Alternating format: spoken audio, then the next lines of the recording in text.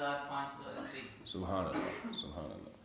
وبه قال حدثنا ابو نعيم قال حدثنا زكريا قال حدثني عامر قال حدثني جابر رضي الله عنه ان اباه توفي وعليه دين. حضرت جابر رضی اللہ عنہ فرماتے ہیں ان کے والد کا انتقال ہوا اور ان پر قرض تھا. جی. فقلت ان ابي ترك عليه دين وليس عندي الا ما يخرج نخله ولا يبلغ ما يخرج. نبی صلی اللہ علیہ وسلم کے پاس آئے, یا رسول اللہ میرے پاس قرض ادا کرنے کے پیسے نہیں ہیں, ہمارا باغ اتنی پیداوار نہیں کرتا کہ جس سے والد صاحب کا قرض ادا ہو جائے.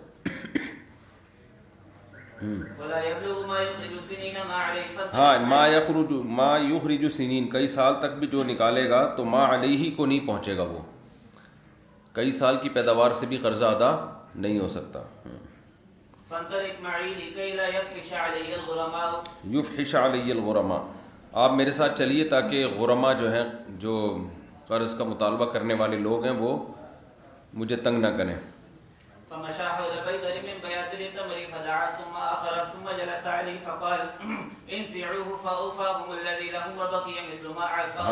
آپ صلی اللہ علیہ وسلم حضرت جابر کے ساتھ گئے اور کھجور کے جو ڈھیر لگے ہوئے تھے نا, ان ڈھیر کے ایک ایک کر کے ہر ایک ڈھیر کے پاس آنے لگے, اور پھر وہاں بیٹھ کر آپ نے فرمایا کہ اب اس ڈھیر میں سے کھجوریں نکالو.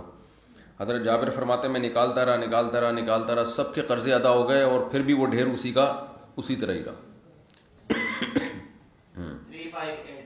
وبه قال حدثنا موسى بن اسماعيل قال حدثنا معتمر بن ابي قال حدثنا ابو عثمان انه حدثه عبد الرحمن بن ابي بكر ان اصحاب الصفه كانوا اناسا فقراء وان النبي صلى الله عليه وسلم قال مرة من كان عنده طعام اثنين فليذهب بثانيه. یہ بہت آپ نے واقعہ پڑھا ہوگا پہلے بھی, ہے دلچسپ واقعہ ہے. اصحاب صفہ جو تھے بہت ہی غربت کا شکار تھے. آپ صلی اللہ علیہ وسلم نے ایک دفعہ ان کی بھوک کو دیکھ کے فرمایا کہ بھئی جس کے پاس 2 آدمیوں کا کھانا ہے وہ تیسرے کو اپنے ساتھ اصحاب صفہ میں سے لے جائے, جس کے پاس 3 آدمیوں کا کھانا ہے تو وہ چوتھا اصحاب صفہ میں سے کسی کو اپنے ساتھ شریک کر لے. یعنی صحابہ میں تقسیم کر دیے کہ بھئی ان میں سے ایک ایک کو لے کے جاؤ اپنے ساتھ, یعنی تھوڑا گزارا کرو, 2 کا کھانا 3 کھائیں, 3 کا کھانا 4 کھائیں. ومن كان عنده طعام أربعة فليأكل وقال بثالث أو كما قال وأن أبا بكر جاء بثلاثة وانطلق النبي صلى الله عليه وسلم بعشرة. حضرت ابو بکر رضی اللہ تعالیٰ عنہ 3 بندوں کو لے کر آئے اور نبی صلی اللہ علیہ وسلم 10 افراد کو لے کر گئے. اب ابو بکر ثلاثن کا معنی اخذ ثلاثن, حضرت ابو بکر نے 3 بندے لیے. اب یہ تو تکرار ہے نا, پہلے بھی کہا ابو بکر 3 افراد لے کر گئے, دوبارہ کہہ رہے ہیں, تو دوبارہ سیاق قصہ کے لیے, یعنی وہ جو پہلے بتایا کہ 3 افراد ابو بکر نے کے حصے میں آئے اور 10, تو اب اس قصے کو کنٹینیو کرنے کے لیے کہ ابو بکر نے 3 افراد لیے, تو عبد الرحمن ابن ابی بکر جو حضرت ابو بکر کے بیٹے ہیں وہ کہتے ہیں کہ آگے چلو. ہاں فہوا کا یہ ضمیر شان ہے نا, تو اب نتیجہ کیا نکلا کہ میں, میرے والد اور میری والدہ, ہم سب تھے, اور ابو بکر 3 افراد کو لے آئے. وہ خادمی, راوی کو شک ہے کہ شاید انہوں نے یہ بھی کہا میری زوجہ اور میرے خادم, جو ایسے خادم جو میرے اور ابو بکر کے گھر کے درمیان مشترک تھے.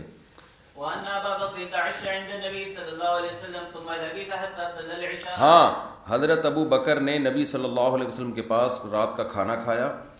اصل میں حضرت ابو بکر نا مہمانوں کو گھر میں خادم کے سپرد کر کے چلے گئے, کیونکہ آپ کا معمول تھا نبی صلی اللہ علیہ وسلم کے پاس بیٹھنے کا.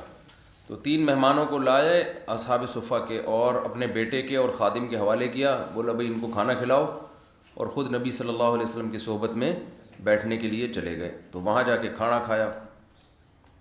ثم رجع فلبث حتى تعشى رسول الله صلى الله عليه وسلم فجاء بعد ما مضى من الليل ما شاء. ثم لبث حتى صلى العشاء, پھر آپ ٹھہر گئے یہاں تک کہ آپ نے عشاء پڑھی. ثم رجع فلبث حتى تعشى رسول الله, پھر آپ واپس لوٹے اور آپ وہیں ٹھہرے جا کے یہاں تک کہ نبی نے رات کا کھانا کھایا. اب عبارت میں تھوڑا سا اغلاق ہے, عبارت میں یہ کنفیوژن ہے کہ دیکھو یہاں بتا رہے ہیں کہ ثم لبث حتى صلى العشاء, حضرت ابو بکر نے لبس کیا, وہاں تھوڑی دیر ٹھہرے اور صلی العشاء, عشاء کی نماز پڑھی. ثم رجع, پھر واپس لوٹے, یعنی نبی کے پاس دوبارہ لوٹے. فلبث حتى تعشى رسول اللہ, پھر وہیں ٹھہرے یہاں تک کہ نبی صلی اللہ علیہ وسلم نے رات کا کھانا کھایا. اس سے پتہ چل رہا ہے کہ ابو بکر نے پہلے کھایا اور گویا گھر کھا کے گئے یا نبی وہاں جا کے کھایا اور بعد میں نبی نے کھایا. تو اصل میں بات یہ ہے کہ یہ جو پہلا والا قول ہے نا وَأَنَّ أَبَا بَكْرٍ تَعَشَّىٰ عِنْدَ النَّبِيِّ ثُمَّ لَبِثَ، یہ اصل جملہ ہے اور یہاں قصہ ختم ہو رہا ہے. حضرت ابو بکر نے رسول اللہ صلی اللہ علیہ وسلم کے پاس رات کا کھانا کھایا، پھر ٹھہرے یہاں تک کہ عشاء کی نماز پڑھ لی. یہ واقعہ بتانے کا، یہاں تک جو واقعہ کمپلیٹ ہو رہا ہے، یہ بتانے کا مقصد یہ ہے کہ حضرت ابو بکر نے مہمانوں کے ساتھ کھانا نہیں کھایا. سمجھتے ہو؟ مفہوم تو یہ تھا نا کہ وہاں جب گئے تو گھر میں جب لے کر گئے ہوں تو کھلایا ہوگا. تو یہ یہاں تک سنایا. اب وہ قصے کو شروع سے دوبارہ بیان کر رہے ہیں، واقعے کا دوسرا پہلو کہ وہاں نبی صلی اللہ علیہ وسلم کے پاس کیا ہوا. تو نبی صلی اللہ علیہ وسلم کا یہ ہوا کہ حضرت ابو بکر لوٹے، یعنی گھر سے لوٹے. بات آ رہی ہے سمجھ میں؟ بھائی واقعے کا ایک پہلو یہ ہے کہ گھر میں کھانا نہیں کھایا، اسے بیان کرنے کے لیے یہ بتایا جا رہا ہے کہ نبی کے پاس جا کے کھایا.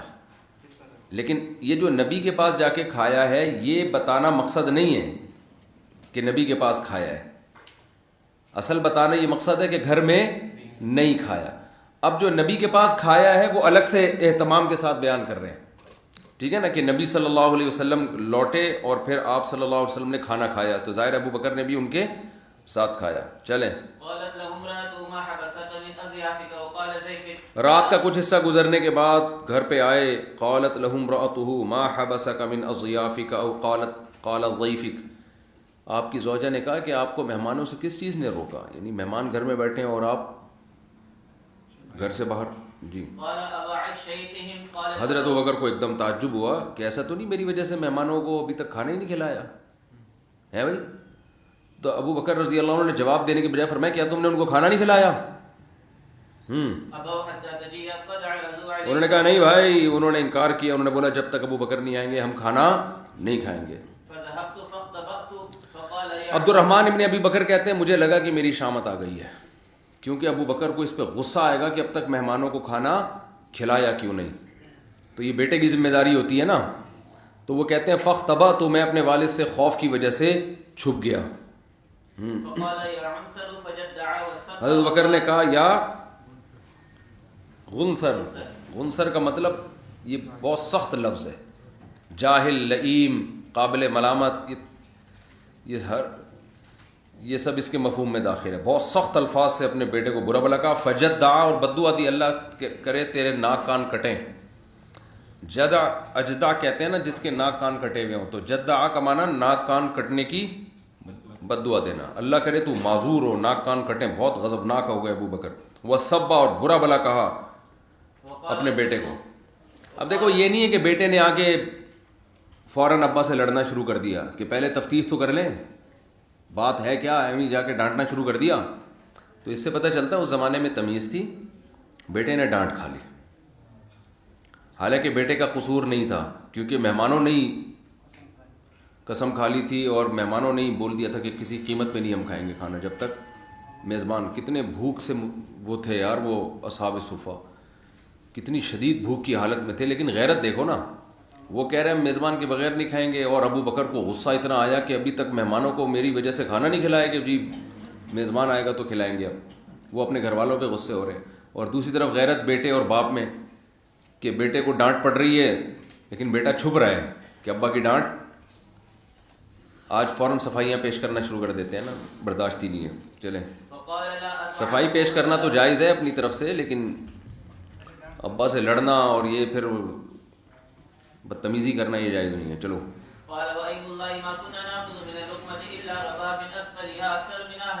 ہاں اچھا. حضرت ابوبکر نے کیا فرمایا؟ فغلبوہم، انہوں نے کہا کہ حضرت ابوبکر کی زوجہ نے کہا کہ بھائی ہم نے ان پہ کھانا پیش کیا تھا، مہمان خادموں نے بھی، لیکن یہ خادموں پہ غالب آ گئے. بہت زور لگایا کھانا کھلانے کے لیے مگر انہوں نے کسی قیمت پہ نہیں کھایا. اچھا، فذهب تو یہ ہو گیا یہ قال لا اطعمه ابدا. تو مہمانوں نے پھر ابو بکر رضی اللہ عنہ سے کہا کہ آپ کھائیں کھانا.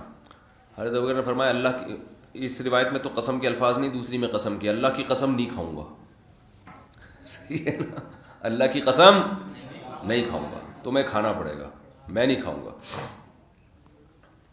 قال وأيم الله ما كنا نأخذ من اللقمة إلا ربنا. مہمانوں نے جب دیکھا کہ بھائی یہ تو قسمیں اٹھا رہے ہیں، انہوں نے غصے میں آ کے یہ کہہ دیا کہ میں کھانا ہی نہیں کھاؤں گا، جاؤ. کیونکہ غصہ مہمانوں پہ بھی آیا نا، کیونکہ حضرت ابو بکر کو یہ احساس ہو رہا تھا کہ مہمانوں کو اتنی تکلیف کیوں دی ہے. تو انسان کو جس سے محبت ہوتی ہے نا، وہ اس کی لاجک تلاش نہیں کرتا، بلکہ وہ غصہ کرتا ہے، یار بھائی کوئی بھی وجہ تھی لیکن آپ ابھی تک کھایا کیوں نہیں آپ نے، ہم بھی نہیں کھائیں گے، جاؤ اللہ کی قسم. تو بہرحال پھر مہمانوں نے کھانا شروع کیا کہ دیکھا کہ یہ بہت زیادہ ہو گیا ہے مسئلہ. تو عبد الرحمن کہتے ہیں جو ابو بکر رضی اللہ عنہ کے بیٹے ہیں کہ ہم جب بھی لقمہ لیتے تھے الا ربا من اسفلھا اکثر منہا، جتنا کھا رہے تھے نا اس سے زیادہ پیدا ہو رہا تھا برتن میں کھانا. چلیں حتیٰ شبعوا، سب نے پیٹ بھر کے کھایا. وصارت اکثر مما کانت قبل، اور جتنا کھانے سے پہلے شروع کیا تھا اس سے زیادہ کھانا برتن میں موجود تھا. فنظر أبو بكر فإذا شيء أو قال أكثر فقال لامرأته يا أخت بني فراس قالت لا. اپنی زوجہ سے کہا ہے، بنی فراس والی ان کے قبیلے کا نام تھا نا. لا وقرت عيني لهي الآن. انہوں نے فرمایا کہ لا وقرت عینی لہی الآن اکثر مما قبل بثلاث مرار، اکثر مما قبل بثلاث مرار. انہوں نے کہا میری آنکھوں کی ٹھنڈک کی قسم، ابھی آنکھوں کی ٹھنڈک یا تو نبی صلی اللہ علیہ وسلم کو کہا انہوں نے کہ ان کی معجزہ ہے، یا حضرت ابو بکر کو کہا، یا اس کھانے کے عمل میں جو برکت ہو رہی ہے نا اس کو کہا کہ اس سے تو ہماری آنکھیں ٹھنڈی ہو رہی ہیں کہ اللہ نے ہمارا یہ اکرام کیا. اور کہا کہ یہ جتنا کھا رہے ہیں تو اس سے 3 گنا زیادہ بڑھ گیا. ان کی زوجہ نے کہا. فأكل منها أبو بكر وقال إنما كان. ہاں حضرت بکر نے کیا کہا کہ پھر اس سے خود بھی کھانا شروع کر دیا اور فرمایا کہ وہ جو میں نے قسم اٹھائی تھی نا وہ شیطان کی طرف سے تھی. ٹھیک ہے، تو قسم توڑ کے اس کا کفارہ ادا کیا. يعني يمينه ثم أكل منها لقمة ثم حملها. ایک لقمہ لیا کیونکہ پہلے کھا چکے تھے نا. ہم لوگ تو دوبارہ سے الحمدللہ پورا کھا لیتے ہیں. ثم حملها إلى النبي صلى الله عليه وسلم فأصبحت عنده. پھر وہ کھانا نبی کی خدمت میں لے کر گئے. غربت بہت تھی نا، کھانا اس زمانے میں معمولی چیز نہیں تھی. جس کے پاس کھانا ہوتا تھا تو وہی کھانا ہے، کھانا لے کر آ گیا. یہ غربت تھی، آج کی طرح نہیں ہے کہ اتنا پھینک رہے ہیں. تو جب دیکھا کہ اتنا بچ گیا تو نبی کے پاس لے کر گئے. وہ کھانا نبی کے پاس ہی صبح ہوئی وہاں پہ. وكان بيننا وبين قومنا عهد فمضى الأجل. ایک قوم کے اور ان کے درمیان عہد، کوئی ایگریمنٹ ہوا تھا تو ایگریمنٹ ختم ہوا تو وہ لوگ آ گئے. ٹھیک ہے نا، نبی صلی اللہ علیہ وسلم کی خدمت میں. فتعرفنا 12 رجلا. تعرفنا کا معنی عریف بنانا. عریف کہتے ہیں جو بھی نگران ہوتا ہے نا کسی بھی قوم پر، جو مانیٹر ہوتا ہے. تو وہ 12 لوگ تھے، ان پر نبی صلی اللہ علیہ وسلم نے مختلف لوگوں کو نگران بنا دیا. فتعرفنا 12 رجلا مع كل رجل منهم اناس الله اعلم كم مع كل رجل. 12 افراد تھے تقریباً. غير انه بعث معهم قال افضل منها اجمعون او كما قال. نبی نے وہ کھانا ان کو دے دیا، وہ سب نے کھایا، سب نے پیٹ بھر کے کھایا.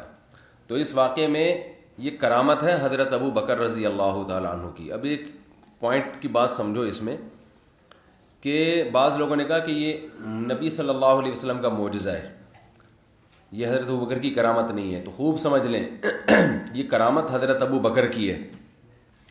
اور جو بھی امتی کی کرامت ہوتی ہے وہ پیغمبر کا معجزہ ہوتا ہے. علامہ ابن قیم رحمہ اللہ نے یہ بڑی زبردست بات لکھی ہے کہ جو بھی اس امت میں قیامت تک جو بھی کرامت کا واقعہ ہوگا نا، وہ بزرگ کے حق میں، اللہ والے کے حق میں کرامت ہوگی، لیکن وہ معجزہ کس کا ہوگا؟ رسول اللہ صلی اللہ علیہ وسلم کا. اس کی مثال ہے جیسے سلیمان علیہ السلام کے دربار میں جو بندہ بیٹھا تھا، سلیمان علیہ السلام نے فرمایا تھا کہ ایکم یاتینی بعرشہا قبل ان یاتونی مسلمین، ملکہ سبا کا تخت کون اٹھا کے لائے گا اس کے یہاں پہنچنے سے پہلے؟ تو قال الذی، پہلے تو جن نے کہا کہ میں مجلس برخاست ہونے سے پہلے لے آؤں گا. وہ جن تھا نا، اس کا لانا کرامت نہیں تھا، وہ تو جن تھا. لیکن جو ایک بزرگ بیٹھے ہوئے تھے جن کو اللہ نے زبور کا علم دیا تھا، انہوں نے کہا انا آتی کا بھی قبل ان یرتد الیک طرفک، آپ کی پلک جھپکنے سے پہلے لے آؤں گا. یہ کہا اور تخت حاضر. اب یہ کرامت تھی نا. اب ایک کرامت کسے کہتے ہیں؟ مخیر العقل، خارق عادت. جو کام سائنٹیفک ممکن ہی نہیں ہے وہ کام بزرگ نے کر کے دکھا دیا. تو اصل میں بزرگ نے نہیں کیا، یہ کیا کس نے؟ اللہ نے. تو اس پہ بعض لوگوں نے جاہل لوگ اشکال کرتے ہیں کہ سلیمان تو اللہ کے پیغمبر تھے، ان سے تو یہ ہوا نہیں اور ایک امتی نے کر دیا. تو پہلی بات تو یہ کہ کسی کے ہاتھ پہ کرامت کا ظاہر ہونا یہ اس کی علامت نہیں ہے کہ یہ افضل ہے، اور جس کے ہاتھ پہ کرامت ظاہر نہیں ہو رہی وہ مفضول ہے، بلکہ افضلیت کا تعلق عمل سے اور اللہ کے تقرب سے ہے۔ ظاہر ہے وہ پیغمبروں میں بزرگوں سے زیادہ ہوتا ہے، تو یہ کوئی اس کی بات نہیں۔ بعض لوگ جب کچھ کرامت کے واقعات ہمارے اکابر نے بھی لکھے ہیں فضائل اعمال میں بھی، تو کہتے ہیں دیکھو ابو بکر رضی اللہ عنہ کے ہاتھ پہ تو ایسی کرامت ہوئی نہیں، اور فلاں بزرگ کے ہاتھ پہ ہو رہی ہے، نبی تو اس کے ہاتھ پہ تو ہوئی نہیں اور فلاں بزرگ پہ ہو رہی ہے۔ تو یہ بیوقوف لوگوں کی، یہ ان لوگوں کے اعتراضات ہیں جن کو علم سے کوئی مناسبت ہے ہی نہیں۔ تو یہ عین ممکن ہے کہ کسی پیغمبر کے ہاتھ پہ وہ مخیر العقل کام نہ ہو اور امتی کے ہاتھ پہ ہوتا ہے۔ جیسے سلیمان علیہ السلام تو لوگوں سے کہہ رہے ہیں کون تخت لے کر آئے گا، تو ایک امتی نے کہا۔ تو پہلی بات تو یہ۔ دوسری بات یہ کہ امتی کے ہاتھ پہ جو کرامت ظاہر ہونا ہے سلیمان علیہ السلام کے جو امتی تھا، تو وہ اس لیے ہوئی کہ وہ سلیمان علیہ السلام کو فالو کرتا تھا۔ جو بھی بزرگ تھے جن کے ہاتھ پہ یہ کرامت ہوئی ہے کہ پلک جھپکنے سے پہلے وہ تخت لے آئے، تو یہ کیوں؟ اگر وہ حضرت سلیمان علیہ السلام کو نبی نہ مانتے اور ان کی اطاعت نہ کرتے تو کیا یہ کرامت ظاہر ہوتی؟ نہیں ہوتی نا۔ تو یہ کس کی وجہ سے ہو رہی ہے؟ یہ سلیمان علیہ السلام کی وجہ سے ہو رہی ہے۔ تو یہ ان کی وجہ سے ہونا اصل میں یہ سلیمان علیہ السلام کا معجزہ ہے، سمجھتے ہو؟ تبھی سلیمان علیہ السلام نے جب وہ تخت اپنے سامنے دیکھا تو ان بزرگ کا شکریہ نہیں ادا کیا اپنے امتی کا۔ قال هذا من فضل ربی، جب تخت سامنے دیکھا فلما رآہ مستقرا عنده قال هذا من فضل ربی، سلیمان علیہ السلام نے فرمایا یہ میرے رب کا فضل ہے۔ کیا مطلب؟ یہ کام کس نے کیا ہے؟ رب نے۔ لیبلونی، اللہ مجھے آزما رہا ہے، اشکر ام اکفر، کہ میں اس کا شکر کرتا ہوں یا ناشکرہ۔ کیا مطلب؟ یہ اللہ مجھ پر انعامات کر رہا ہے۔ وہ بزرگ کہہ سکتے تھے کہ سر سلیمان علیہ السلام یہ تو اللہ کا آپ پہ تھوڑی، یہ کس پہ فضل ہے؟ یہ تو میرے پر فضل ہے، تو یہ تو اللہ مجھے آزما رہا ہے، آپ کو تھوڑی آزما رہا ہے۔ بھائی آپ نے کوئی بڑا کام کر دیا، آپ یہاں بیٹھے ہوئے کوئی بڑا آپ نے زبردست کوئی تحقیق سامنے لے کر آئے، تو میں کہوں یار اللہ کا مجھ پر کتنا بڑا فضل ہے، آپ کہیں گے استاد جی تحقیق ساری میری ہے، فضل آپ پر ہے بھائی۔ تو یہاں بھی وہ کہہ سکتے تھے نا، لیکن کیوں سلیمان علیہ السلام نے اس سارے واقعے کی نسبت اپنی طرف کر دی کہ بھائی یہ جو تمہارے ساتھ جو ہوا ہے نا، تو یہ اللہ نے میری اطاعت کی وجہ سے کیا ہے، اور یہ میری امت میں ایسے لوگ پیدا کر کے مجھے سپورٹ کیا ہے، تو یہ میرے اوپر ہی احسان ہے۔ تو جو بھی قیامت تک اس امت میں کسی بزرگ کے ہاتھ پہ کرامت ظاہر ہوگی وہ اس بزرگ کی نسبت سے کرامت ہوگی، لیکن پیغمبر کی نسبت سے وہ معجزہ ہوگا کہ اور غیر مسلموں کے لیے وہ معجزہ ہی ہوگا پیغمبر صلی اللہ علیہ وسلم کا۔ دیکھو نبی صلی اللہ علیہ وسلم کی امت کو فالو کرنے والے لوگ، ان کے ہاتھ پہ یہ چیز ظاہر ہوئی ہے تو یہ پیغمبر کے برحق ہونے کی دلیل ہے۔ جیسے شہید کے خون میں خوشبو آنا، اصل میں یہ اسلام کا معجزہ ہے۔ یہ کس کا معجزہ ہے؟ اسلام کا، اور محمد صلی اللہ علیہ وسلم کا معجزہ ہے یہ۔ غیر مسلم تبھی جب شہید کے خون میں اپنی ناک سے خوشبو سونگے گا، اگر اس میں عقل ہوگی تو وہ نبی پر ایمان لے کر آئے گا، اور شہید پر ایمان نہیں لے کر آئے گا۔ تو اس کا مطلب یہ اللہ تعالیٰ پیغمبر صلی اللہ علیہ وسلم کے جو معجزے ہیں نا، یہ نبی کی زندگی میں بھی دکھائے اور قیامت تک اللہ یہ معجزے دکھاتے رہیں گے۔ تو یہ نبی کے حق میں معجزے ہوں گے، امتی کے حق میں کرامت ہوگا۔ چلو بھائی، اچھا دوسری بات یہ ابو بکر رضی اللہ تعالیٰ عنہ کے ہاتھ پہ ایسی کرامت ظاہر کیوں ہوئی ان کے گھر میں؟ اس کی وجہ ان کا اخلاص۔ اللہ کو آپ کا اخلاص پسند آیا کہ مہمانوں کو لے کر آئے، اور پھر نبی کی صحبت سے دور رہنا بھی آپ نے گوارا نہیں کیا، اور پھر مہمانوں کے بارے میں اتنا غضبناک ہونا اور ان کی پھر جو ہے نا اتنی فکر کرنا ان کی، تو یہ ساری غیرت اور یہ جو جذبہ تھا نا سخاوت کا، یہ اللہ کو اتنا پسند آیا کہ اس کھانے میں برکت۔ تو غیر مسلم برکت نہیں مانتے کہ برکت کیا ہوتی ہے، لیکن ہم مانتے ہیں کہ اگر میزبان میں غیرت ہوگی نا تو کھانے میں کیا ہوگا؟ برکت، بشرطے کہ مہمان بھی بے غیرت نہ ہو۔ چلو آگے۔ آج کل جو برکت نہیں ہو رہی، یا تو مہمان بے غیرت ہوتا ہے یا میزبان کی نیت ٹھیک نہیں ہوتی۔ وہ کہہ رہا تھا یہ پتہ نہیں کم وقت کیوں آ گیا۔ میں نے اپنی گائے کی زیارت کرائی، ابھی چھوڑو وہ ناراض ہو جائیں گے، کچھ لوگوں کو دکھایا میری گائے دودھ، گائے نے بالٹی پہ لات ماری، پورا دودھ الٹ گیا۔ میں نے کہا لگ رہا ہے یہ جو آئے تھے نا ان کی نیت، خیر یہ بدگمانی جائز نہیں ہے، مذاق کر رہا ہوں، میں نے کہا کچھ انہوں نے ٹیڑھی نیت سے دیکھا لگ رہا ہے۔ چلو بھائی آگے چلو، ایسے بدگمان ہونا جائز نہیں، میں تو مذاق کر رہا ہوں۔ وہ نیچے گر گئی ہے گوبر میں، دودھ سارا گر گیا، تو آپ دودھ پتی بنائیں، آپ کے آپ چینی ڈال کے کھائیں. وہ آپ بھائی ان کو لے جانا، ٹھیک ہے، کلاس کے بعد ان کو لے جائیں وہاں. چلو بھائی چلو چلو.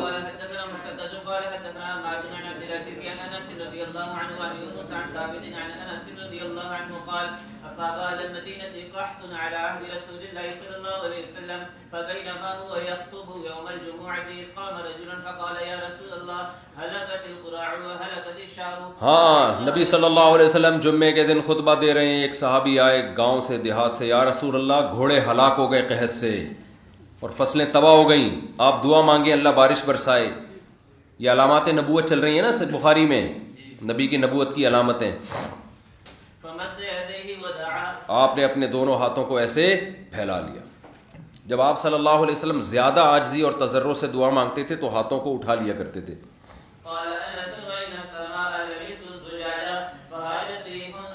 شیشے کی طرح آسمان چمک رہا تھا، کوئی بادل کا دور دور تک ٹکڑا بھی نہیں تھا.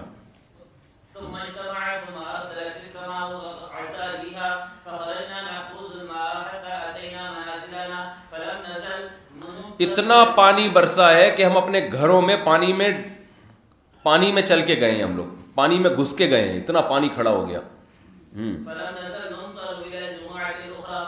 ایک ہفتہ ہو گیا بارش تھمنے کا نام ہی نہیں لے رہی، اتنی بارش.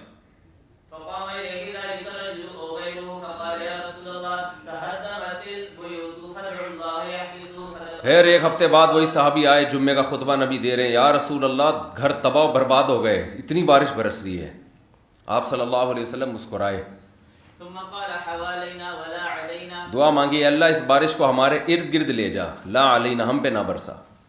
بارش روکنے کی دعا مانگنا خلاف سنت ہے، اللہ کی رحمت ہے، سائیڈوں پہ برسا. تو کہتے ہیں کہ وہ اکلیل کی طرح، اکلیل تاج کو کہتے ہیں نا، تو اکلیل کی طرح مدینہ کے چاروں طرف بادل گھوم گئے، جیسے ایک تاج نہیں ہوتا ایسے گول، تو ایسے گول حالہ بن گیا مدینہ کے چاروں طرف، تو بارش وہاں برسنے لگی. پھر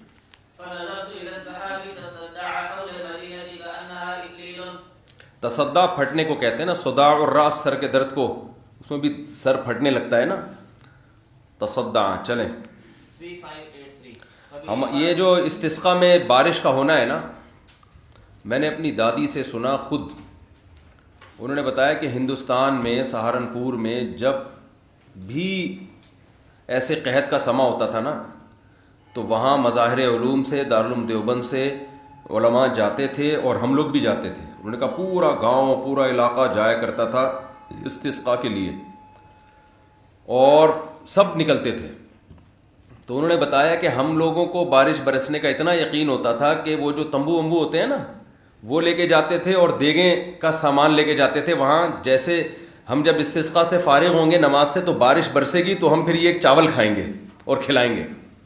تو بتاتی ہم لوگ جاتے تھے تو بہت قحط کا سما ہوتا تھا نا، جب استسقاء کی نماز پڑھی جاتی تھی تو خوب گڑ گڑا کے وہ دعائیں مانگتے. مظاہر علوم کے علماء تھے اور دارالعلوم دیوبند کے علماء، تو خوب امام جو ہے نا دعائیں مانگتے روتے، اور اس کے بعد کیا ہوتا کہ بادل آتے اور بارش برستی اور ہم لوگ وہاں دیگے خوشی میں نا چاول کھا رہے ہوتے تھے بیٹھ کے، تمبو پہلے سے لے جاتے تھے. اچھا یہ واقعہ میں نے اپنی دادی سے بھی سنا کہ جب بھی استسقاء پڑھی گئی ہے بارش ہوئی ہے. ہمارے جہاں میں رہتا ہوں وہاں پڑوس میں ایک بزرگ تھے، انڈیا سے وہ مائیگریٹ کر کے آئے تھے، پنجاب نا انڈیا کا، وہاں سے مائیگریٹ کر کے آئے تھے. انہوں نے بھی مجھے بتایا کہ ہندوستان میں ایک دفعہ اس طرح قحط کا سما ہوا تو علماء نے بلایا سب لوگوں کو نا، گاؤں دیہاتوں سے سب نکل کے آئے. یہ واقعہ بھی میں نے براہ راست ان سے سنا ہے. تو کہنے لگے کہ ہم لوگ نکلے اور ہم سارے جو ہے استسقاء کے لیے جا رہے تھے، تو ہندو ہمیں کہہ رہے تھے یہ موسلے، مسلمانوں کو موسلے کہتے ہیں نا، یہ موسلے بارش برسانے جا رہے ہیں. یہ موسلے کیا کرنے جا رہے ہیں؟ بارش برسانے. یعنی ان کو بھی یقین تھا کہ بارش برسے گی. تو کہہ رہے ہیں ہم لوگ وہاں گئے ہیں، شدید ترین گرمی تھی، اور جو بھی امام تھے نماز پڑھا رہے تھے جب سردے میں گئے ہیں نا اتنا روئے کہ یا نماز کے بعد انہوں نے سجدہ کیا، واللہ عالم مجھے یہ پورا یاد نہیں ہے. اور کہہ رہے ہیں وہ گرمی کی شدت سے نا ہماری کمر جل جل کے ایسا لگ رہا تھا یہ چمڑے کی نہیں ہوتا جیسے سخت ہو گئی تھی کمر، اتنی شدید آگ برس رہی تھی سورج کی. اور اس میں وہ سردے میں روتے رہے, اتنا چیخو پکار کہ بارش اللہ دے دے دے دے. کہہ رہے ہیں کہ ہم نے اپنی آنکھوں سے دیکھا جب بہت زیادہ پورا مجمع بہت رویا ہے, بہت رویا ہے, اور کوئی دور دور تک نام و نشان نہیں. کہہ رہے ہیں اچانک مطر ابر آلود ہوا ہے, کالی گھٹا آئی اور دے دنادن بارش ہوئی ہے. اور کہہ رہے جب ہم وہ بارش میں بھیگتے ہوئے گھر آ رہے ہیں تو ہندو کہہ رہے ہیں کہ یہ موسلے دیکھو, بارش برسا کے آ رہے ہیں, موسلے دیکھو. تو یہ اچھا, ہمارے شیخ حضرت مفتی رشید احمد صاحب رحمہ اللہ سے بھی ہم نے سنا, حضرت فرماتے تھے کہ ایک دفعہ یہ قحط کا سا سما ہوا ادھر پاکستان میں. تو میں نے حضرت مفتی محمد شفیع صاحب رحمہ اللہ سے عرض کیا کہ حضرت استسقاء کی نماز ہونی چاہیے. تو حضرت نے فرمایا کہ آج کل لوگوں کے اعمال وہ نہیں ہیں, دعا بھی اسے اخلاص سے نہیں مانگتے, گناہوں سے توبہ بھی نہیں کرتے, تو بارش ہوتی نہیں ہے. تو یعنی اس کا امکان ہے کہ بارش نہ ہو, تو لوگوں میں پھر ایک سنت کا مذاق ہوگا. تو حضرت فرماتے ہیں میں نے عرض کیا کہ حضرت اب تک تو ایسا کبھی ہم نے دیکھا نہیں ہے کہ نماز استسقاء پڑھی ہو اور بارش نہ ہوئی ہو, اب تک ایسا کبھی ہوا نہیں ہے. تو حضرت مفتی محمد شفیع صاحب رحمۃ اللہ نے اجازت دے دی. پھر حضرت فرماتے ہیں ہم نے 3 دن نماز پڑھی ہے, تیسرے دن بارش ہو گئی. دارالعلوم کرنگی میں نماز پڑھی ایک دن, دوسرے دن پھر تیسرے دن پڑھی ہے تو دے دنادن. تو پہلے یہ بہت ہوا کرتا تھا کیونکہ نماز استسقاء اس سنت کے مطابق پڑھی جاتی تھی, گناہوں سے توبہ کر کے اور اللہ کے سامنے عاجزی انکساری کے ساتھ. اب جو نماز استسقاء پڑھی جا رہی ہے موبائل ہاتھ میں ہوتا ہے, آپ بڑے ایک باتیں ہو رہی ہوتی ہیں اور اس وقت بھی موبائل میں چیزیں دیکھی جا رہی ہوتی ہیں, وہاں جا کے بھی ایسے فارمیلٹی سی پوری کی جا رہی ہوتی ہے. گناہوں سے توبہ کرنے کا تو سوچا ہی, اگر رو دھو بھی لیں گے نا تو گناہوں سے توبہ کا تو کانسیپٹ ہی ختم ہو گیا. چلو, تو یہ اسلام کا جو معجزہ ہے نا نماز استسقاء, یہ صرف نبی کے ساتھ نہیں ہوا, یہ ہمیشہ سے ہوتا رہا ہے, اب تک ہوتا رہا ہے. چلو,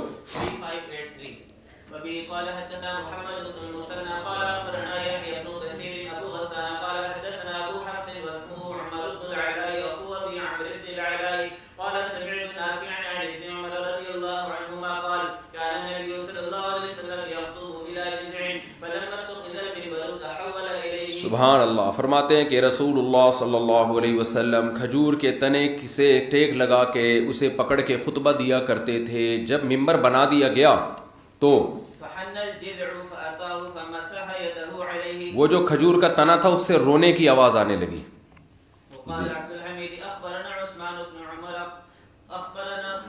یار مجھے جو آپ نے کتاب دی ہوئی ہے وہ کچھ اور اس کی ترتیب ہے, یہ مجھے کچھ اور کوئی اور پکڑا دے تو حدیث نہیں, حدیث ہی غائب ہو جاتی ہے. جو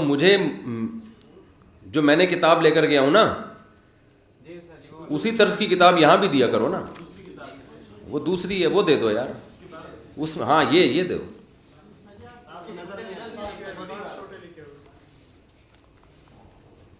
میں اکثر دیکھ رہا ہوتا ہوں آپ کو کدھر غائب ہو گئے. ہاں یہ صحیح ہے, کوئی بات نہیں, اندر آ رہی ہے.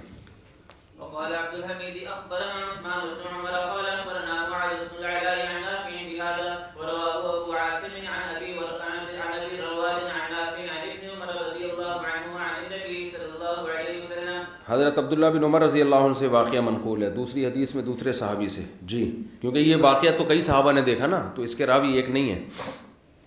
قال حدثنا ابو نعيم قال حدثنا عبد الواحد بن ايمن قال سمعت ابي عن جابر بن عبد الله رضي الله عنه ان النبي صلى الله عليه وسلم كان يقوم يوم الجمعه الى شجره وقال نخله فقالت امراه من الانصار او قال حضرت جابر بن عبداللہ فرماتے ہیں کہ نبی صلی اللہ علیہ وسلم کھجور کے تنے کے قریب کھڑے ہو کر خطبہ دیا کرتے تھے. تو انصار کی ایک عورت نے کہا اور رجل یا رسول اللہ, او رجل یا کسی مرد نے کہا یا رسول اللہ الا نجعل لك ممبرا, کہ ہم آپ کے لیے ممبر نہ بنا دیں.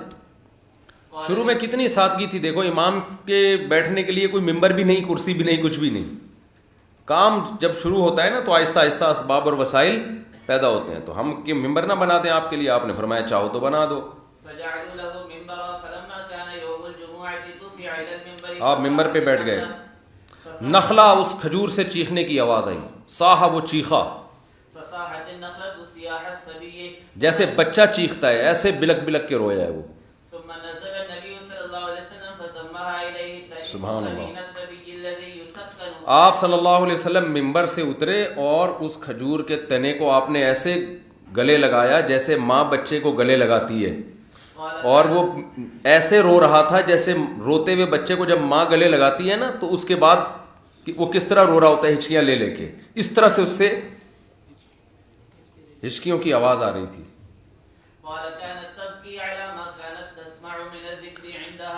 ہاں وہ جابر رضی اللہ عنہ فرماتے ہیں کہ وہ اس لیے رو رہا تھا تنا کہ وہ نبی صلی اللہ علیہ وسلم سے اللہ کا ذکر سنتا تھا اپنے پاس, تو اس کو یہ غم تھا کہ یہ میں اس ذکر کی سماعت سے محروم ہو گیا.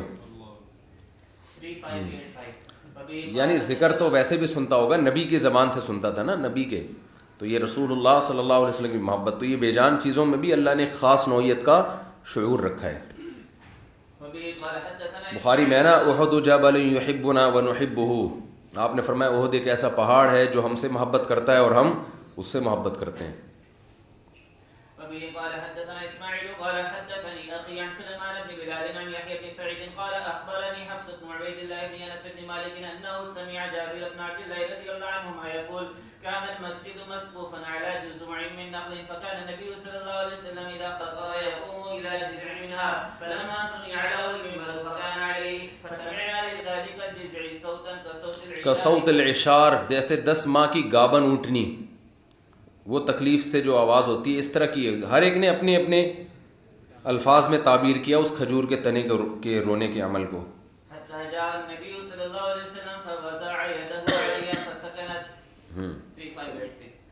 قال حدثنا محمد بن بشار قال حدثنا ابن ابي عدي عن شعبة عن الاعمش عن ابي وائل قال عمر رضي الله عنه ايكم يحفظ حديث النبي صلى الله عليه وسلم في الفتنة قال حدثني بشر بن خالد قال حدثنا محمد عن شعبة عن سليمان سمعت ابا وائل يحدث عن حذيفة ان عمر بن الخطاب قال ايكم يحفظ قول رسول الله صلى الله عليه وسلم. حضرت عمر بن خطاب رضی اللہ تعالی عنہ نے حضرت حذیفہ بیان کرتے ہیں کہ حضرت عمر نے پوچھا کہ بتاؤ تم میں فتنوں کے بارے میں نبی کی حدیثیں کس کو یاد ہیں. تو حضرت حذیفہ تو سب سے زیادہ جانتے تھے نا فتنوں سے متعلق حدیث, تو حضرت حذیفہ نے فرمایا کہ میں جانتا ہوں, انا احفظ, مجھے سب سے زیادہ یاد ہیں. جی آپ نے فرمایا لا واقعی تم ہی اس پہ بہادر ہو. قال رسول الله صلى الله عليه وسلم فتنة الرجل في اهله وماله وجاره تكفر والصلاة. تو حضرت حذیفہ نے فرمایا کہ انسان کو جو اپنے گھر والوں, مال اور اہل و عیال اور اڑوس پڑوس کی طرف سے جو آزمائشیں آتی ہیں تو وہ ان کو نماز, صدقہ, امر بالمعروف نہی عن المنکر وہ دھو ڈالتا ہے. یعنی جو خطائیں اس سے ان کی وجہ سے ہوتی ہیں تو نماز صدقے سے وہ معاف ہو جاتی ہیں. حضرت عمر نے فرمایا یہ والے فتنوں کی بات نہیں میں کر رہا, صحیح ہے نا, جو اس امت میں بڑے بڑے فتنے ہوں گے. یہ جو چھوٹے موٹے فتنے ہیں اڑوس پڑوس کی طرف سے, گھر والوں کی طرف سے, بچوں کی طرف سے, یہ تو یہ حدیثیں تو سب کو پتہ ہیں. بڑے فتنوں کی بات بتاؤ.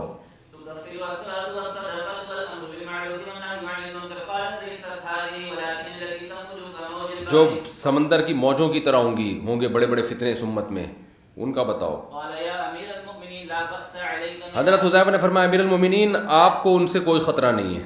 وہ فتنے آپ کے دور میں, حضرت عمر کی خلافت تھی نا اس وقت جب یہ بات انہوں نے کہی ہے, انہوں نے کہا آپ کو خطرہ نہیں ہے. آپ کے اور ان فتنوں کے درمیان ایک ایسا دروازہ ہے جس پہ تالا پڑا ہوا ہے, جب تک آپ ہیں وہ فتنوں کا دروازہ کھل ہی نہیں سکتا, وہ لاکڈ ہے. حضرت عمر نے فرمایا اچھا ٹھیک ہے دروازہ ہے, لیکن وہ دروازہ ٹوٹے گا یا کھلے گا, یعنی جس سے فتنے آئیں گے تو ٹوٹے گا یا کھلے گا. حضرت حذیفہ نے فرمایا ٹوٹ جائے گا دروازہ, یعنی اس کے بند ہونے کا پھر کوئی چانس, ایسے فتنے شروع ہوں گے کبھی ختم نہیں ہوں گے قیامت تک.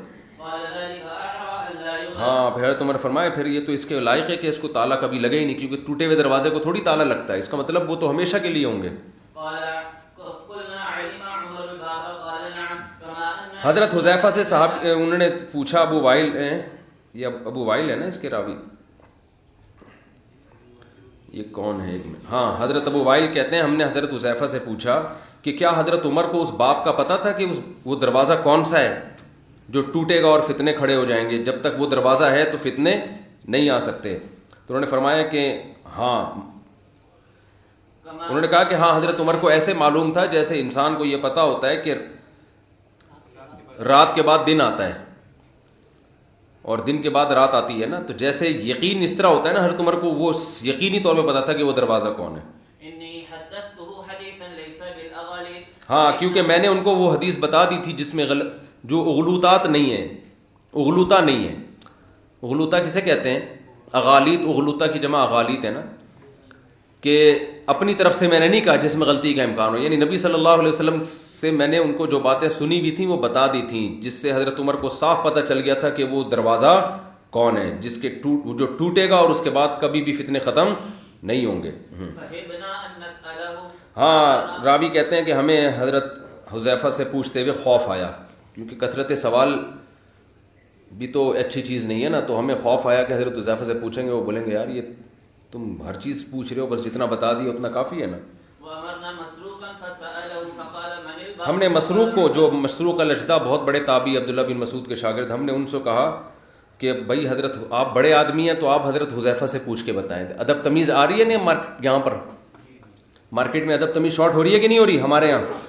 اور یہاں ادب آ رہا ہے کہ اتنا کچھ پوچھ لیا, لیکن یہ بھی خوف ہے نا کہ بعض چیزیں پوچھنا مناسب نہیں ہوتی, تو وہ خوف ہے. تو انہوں نے انہی کے لیول کے آدمی, یعنی ان کے قریب انہی کے مرتبے کے حضرت مسروق سے کہا کہ آپ جا کے پوچھیں. حضرت مسروق نے پوچھا کہ بھئی وہ حضرت حذیفہ سے کہ وہ دروازہ کون ہے؟ انہوں نے فرمایا عمر.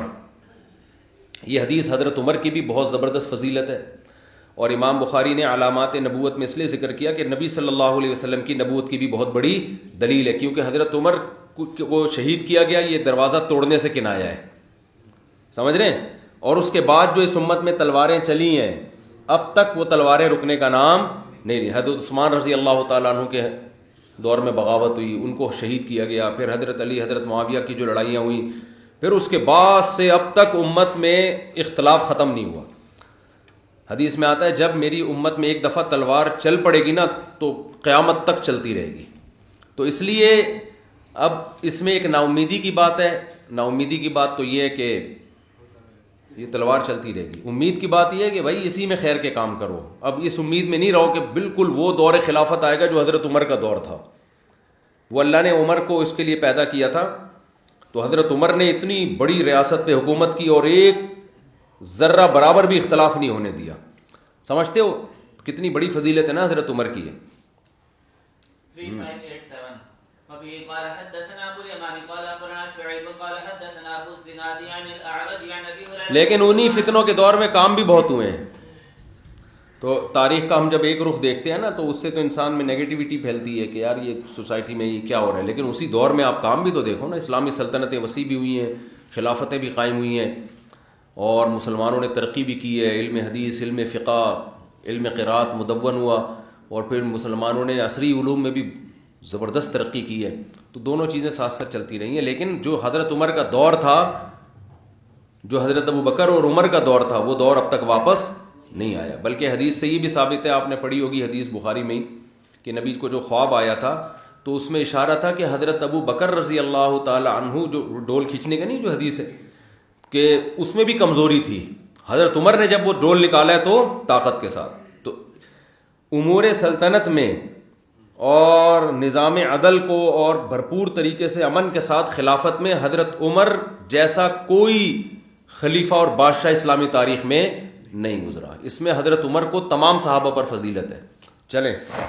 قال حدثنا ابو اليمان قال اخبرنا شعيب قال حدثنا ابو الزناد عن الاعرج عن ابي هريره رضي الله عنه عن النبي صلى الله عليه وسلم قال لا تقوم الساعه حتى تقاتلوا قوما يعلوهم الشعر. ہاں, نبی صلی اللہ علیہ وسلم نے فرمایا اس وقت تک قیامت قائم نہیں ہوگی جب تک تم ایسی قوم سے لڑائی نہ کر لو, جہاد نہ کر لو جن کے جوتے بالوں کے بنے ہوئے ہوں گے.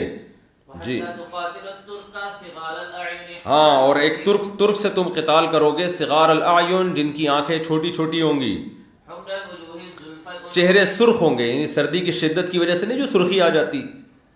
صحابہ نے تو یہ قوم نہیں دیکھی تھی نا, آپ نے فرمایا کہ ایسی قوم سے تمہاری لڑائی ہونے والی ہے. اچھا, یہ ضروری نہیں کہ اس زمانے کے ترک ہوں, کیونکہ اب زمین کے جغرافیہ بہت چینج ہو گیا ہے نا. جیسے نبی کے دور کا جو ہندوستان تھا, ہند کی جب بات آئے گی تو ہم بھی اس میں داخل ہوں گے, حالانکہ ہم تو کراچی میں ہیں. تو لیکن نبی کے دور کے نقشوں میں جو تھا تو وہ ترک. تو اب جو ترکی ہے نا, ہو سکتا ہے یہ کراس بریڈنگ کی وجہ سے پوری نسلیں چینج ہو گئی ہو نا. ارے بھائی, عراق اصل میں اجمیوں کا ملک تھا نا, اجمی زبان تھی، عربی تھوڑی تھی، لیکن جب صحابہ گئے وہاں ان کی شادیاں ہوئیں، وہاں ان کی اولادیں ہوئیں، نسلیں چینج ہوتے ہوتے ہوتے ہوتے زبان ہی عربی بن گئی اور لوگوں کے خد و خال ہی تبدیل ہو گئے. تو ایسے ہی دنیا میں بہت ساری قومیں ایسی تھیں. یہ پورے جو اس کا مصداق ہے نا، یہ چائنیز پہ فٹ آتا ہے، کیونکہ چائنیز جو ہے نا اس شکل کے ہوتے ہیں، یہ جو حدیث میں نقشہ کھینچا جا رہا ہے، منگولین اور چائنیز، کیا سرخ چہرے والے اور چپٹے، مجن کہتے ہیں ڈھال کو، تو ان کے چہرے ڈھال یعنی پلیٹ نہیں ہوتی، پلیٹ کی طرح ہوں گے، اور مطرقہ جیسے اس پہ تہ بتہ، تو یعنی کثرت لحم سے کنایا ہے کہ تہ بتہ، اور ان کی ناکیں پچکی بھی ہوں گی، یعنی جیسے کسی کے اوپر پلیٹ رکھ کے آپ یوں کر کے تھوپ دو نا تو جیسا منہ اس ٹائپ کی چیز ہوگی وہ. تو اس ٹائپ کی تو یہ لوگ ہیں چائنیز. نہیں ہو ایسے نہیں بولو. حسن جب بھی وہ بات کرے گا نا عجیب سی بات کرتا ہے حسن. ہاں بس یہ کوئی قومیں ہیں، یہ پھر جا کے میرا خیال ہے چائنا میں آباد ہو گئے اور پھر وہاں پھیل گئی ہے. واللہ اعلم. کیا چلو بعض لوگ کہتے ہیں منگول ہیں، حالانکہ منگول تو حنفی تھے. جب منگول مسلمان ہوئے نا تو سارے حنفی بن گئے تھے وہ. چلیں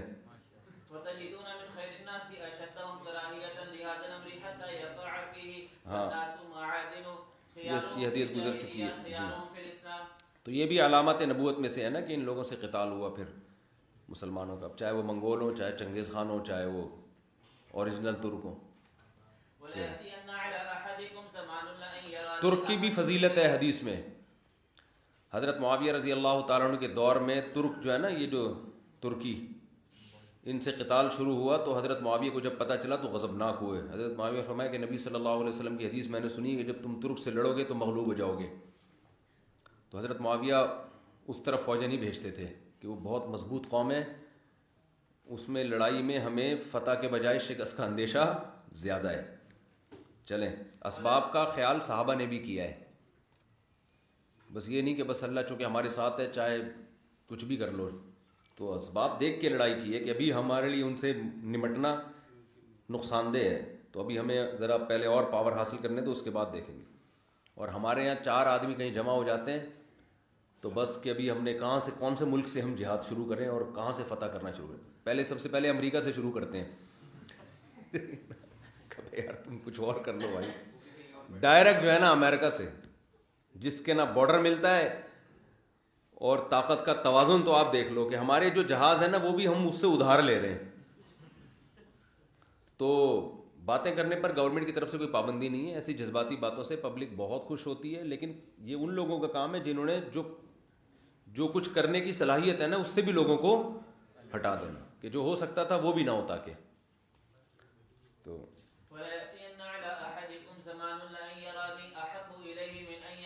سبحان اللہ. نبی صلی اللہ علیہ وسلم ایسا زمانہ آئے گا کہ لوگوں کا میری زیارت کرنا دنیا کا سب سے محبوب ترین، یعنی ایک سب سے محبوب ترین چاہت ہوگی ان کی کہ میری زیارت کر لے کوئی. حدیث نمبر 3590. شکریہ جی. جی. قال حدثنا يحيى قال حدثنا عبد الرزاق عن معمر عن همام عن ابي هريره رضي الله عنه ان النبي صلى الله عليه وسلم قال لا تقوم الساعه حتى تقاتل خوزا وكرمانا من الاعاجم. یہ کہ خراسان اور اس طرف کے علاقے ہیں، عراق اور خراسان کی طرف. جی. حمر الوجوه فتس الانوف صغار فتس الانوف پچکی ہوئی ناکیں، كأن وجوههم المجان المطرقه نعالهم الشعر تابعه غيره عن عبد الرزاق. چلیں بعض حضرات نے کہا ہے یہ کہ یہ ایران، اس سے ایرانی مراد ہیں، فارس کے لوگ. واللہ عالم. 3591. یہ بھی ممکن ہے کہ یہ جنگیں ہماری ہو چکی ہوں، جیسے کہ جمہور محدثین تو اسی طرف گئے ہیں کہ یہ جنگیں ہو چکی ہیں، پچکے ہوئے چپٹی ہوئی ناکوں والی قوموں کے ساتھ لڑائیاں بلکہ تابعین کے دور میں ہی ہو چکی ہیں. یہ جمہور اسی طرف گئے ہیں، لیکن اس بات کا بھی امکان ہے کہ کیونکہ پورے جو ان شکلوں پہ صادق آتے ہیں نا وہ چائنیز آتے ہیں، تو عین ممکن ہے کہ یہ حدیث ابھی پوری نہ ہوئی ہو. عین ممکن ہے قرب قیامت میں یا کسی وقت میں ممکن ہے. چلو. وبه قال حدثنا علي بن عبد الله قال حدثنا سفيان قال حدثنا اسماعيل قال اخبرني قيس قال اتينا ابا هريره رضي الله عنه فقال صحبت رسول الله صلى الله عليه وسلم 3 سنين لم اكن في سنيه احرص على ان اعي الحديث. سنی کا مطلب اپنی جتنے بھی عمر ہے نا میری عمر میں مجھے اس سے زیادہ کوئی چیز محبوب نہیں تھی کہ میں نبی کی حدیث کو محفوظ کروں. یعنی مجھے نبی کی حدیث یاد کرنے کا سب سے زیادہ شوق تھا, اس میں بہت حریص تھا. آپ نے ہاتھ سے اشارہ کر کے کہا کہ قیامت سے پہلے تم لوگ ایک ایسی قوم سے قتال کرو گے جن کے جوتے بالوں کے بنے ہوئے ہوں گے اور وہ یہاں سے ظاہر ہوں گے. آپ نے مشرق کی طرف اشارہ کر کے بتایا. تو یہاں سے کا مطلب یہ نہیں ہوتا کہ یہ ادھر سے نکل آئیں گے, مطلب یہ کہ اس طرف سے.